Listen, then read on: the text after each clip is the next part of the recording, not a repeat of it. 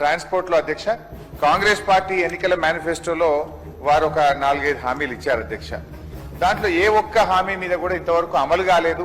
కనీసం ఆ ప్రయత్నం కూడా ప్రారంభం కాకపోవడం కొంత బాధ కలిగిస్తా ఉంది. ముఖ్యంగా మొట్టమొదటిది ఆర్టీసీ కార్మికులను ప్రభుత్వంలో విలీన ప్రక్రియ చేసి 2 పీఆర్సీ బకాయిలు వెంటనే చెల్లిస్తాము. ఇది కాంగ్రెస్ పార్టీ మేనిఫెస్టోలో మొదటి హామీ.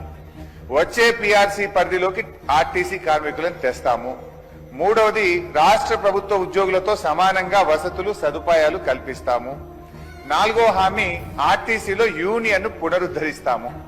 సరే, ఈ మాటలు నమ్మి కార్మికులంతా కూడా మీకు ఓట్లేశారు, మీ ప్రభుత్వం అధికారంలో రావడానికి ప్రయత్నం చేశారు. నేను కొత్త ఏం చెప్తలేను, మీ మేనిఫెస్టోలో చెప్పిన విషయాలే చెప్తున్నాను.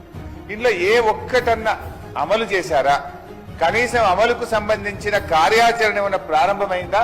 ఎప్పటిలోగా చేస్తారో గౌరవనీయులైనటువంటి మంత్రి గారు చెప్పాలని చెప్పి మీ ద్వారా వారిని కోరుతా ఉన్నాను. మా ప్రభుత్వం ఉన్నప్పుడే ఈ ఆర్టీసీని ప్రభుత్వ ఉద్యోగులుగా పరిగణిస్తూ ఆ రోజు మేము నోటిఫికేషన్ ఇచ్చాం.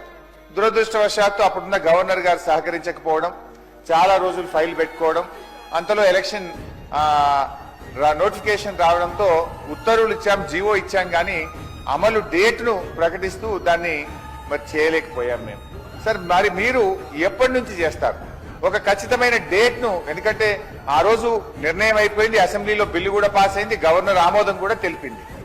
సో అపాయింటెడ్ డేట్ ఎప్పుడు ఇస్తారు? ఎప్పటి నుంచి వాళ్ళు ప్రభుత్వ ఉద్యోగులుగా గుర్తిస్తారు? ఎందుకంటే మీ మేనిఫెస్టోలో కూడా వారికి మాట ఇచ్చారు కనుక దాన్ని ఖచ్చితంగా చెప్పాలని చెప్పి నేను గౌరవనీయులైన మంత్రి గారిని కోరుతా ఉన్నాను.